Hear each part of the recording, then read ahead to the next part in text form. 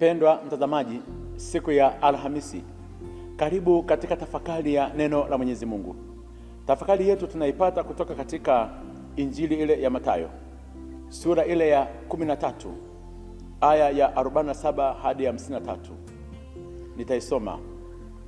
Yesu aliwaambia wanafunzi wake, ufalme wa mbinguni umefanana na juya lililotupwa baharini, likakusanya wa kila namna.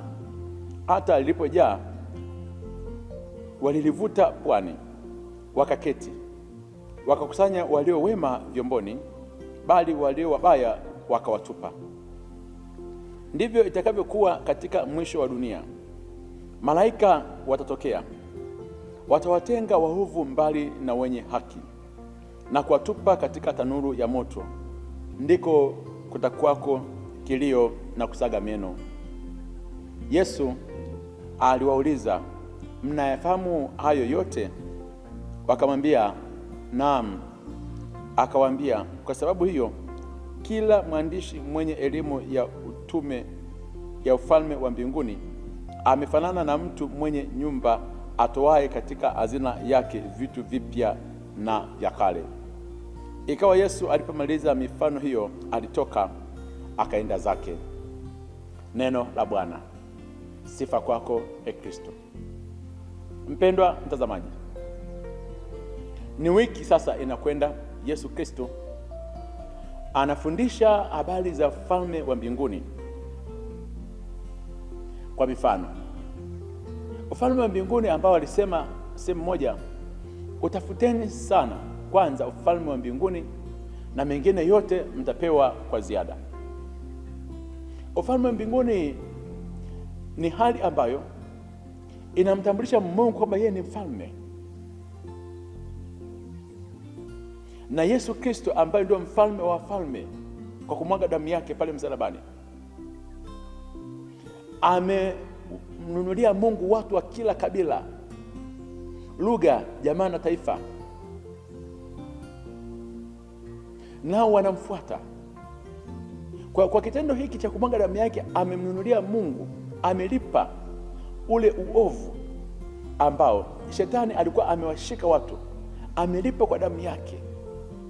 Yesu Kristo akatengeneza kanisa lake, na hili kanisa lake sasa ndio anatolea mfano. Amesema kwamba ni yule mvuvi ambaye alichukua nyavu zake akazimwaga baharini.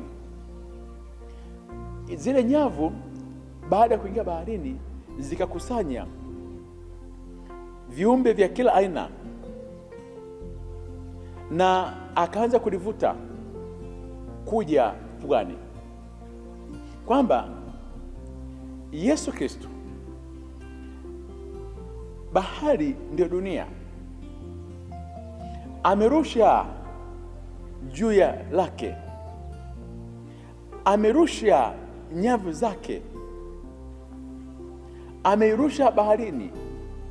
Ndio kanisa limekuwa chombo cha kukusanya wote ndani ya kanisa.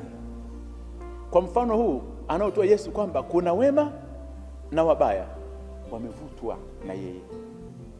Usije ukasahau, sio wewe ambao umewavutia watu, bali hao watu wamevutwa na juya la Yesu ambao ni kanisa, alilolinunua kwa damu yake, kwa sababu damu yake ina nguvu, damu yake inavuta, damu yake inaita wema na wabaya ndani ya kanisa. Hivyo tukiwa ndani ya jua hili ambao ndani ya kanisa, usianze kumnyoshea vidole kwenye macho mwenzako kwamba wewe ni mbaya au wewe ni mwema kupitiliza. Wote tu moja, wote tu ndani ya kanisa, wote tunavutwa. Jua hili linapeleka pwani, ambayo ndio safari ya kuelekea katika ufalme wa mbinguni. Katika safari hii tukifika pwani, ambayo ndio tukifika mbinguni, ndiko hazina yetu. Amesema anawakusanya wote, wale wema na wabaya, alafu mwishoni malaika watatokea, wataanza kazi ya kwanza kuwatenga waovu mbali na wenye haki, Anatufundisha kitu gani?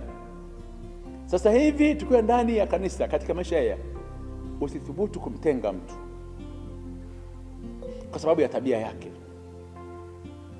kwa sababu ya mwenendo wake mbaya. Mungu hajamtenga, angemtupa nje ya kanisa. Usimtenge, usifanye ubaya huo, usimtenge kwa kutokuongea naye. Mungu anamhitaji. Yamkini ndani ya safari hii huyo mtu anaweza kageuka kwa sababu ya wema wako, ila mwishoni malaika ambao walitupatia muda wa kuweza kujirekebisha katika safari hii ya kuelekea pwani, tukakataa kuweza kujirekebisha, mwishoni malaika ndipo watawatenga wale wema, wataenda pembeni, na wabaya watatupwa katika tanuri ambako huko kutakuwa na kilio na kusaga meno. Tumuombe Mwenyezi Mungu atujalie nguvu na ujasiri mkubwa sana wa kuweza kuishi pamoja, wa kuweza kuwa na umoja, wa kuweza kuvumiliana.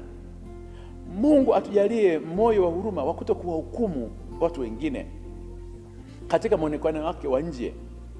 Tumwombe Mwenyezi Mungu atujalie sana katika safari hii ya kuelekea mbinguni.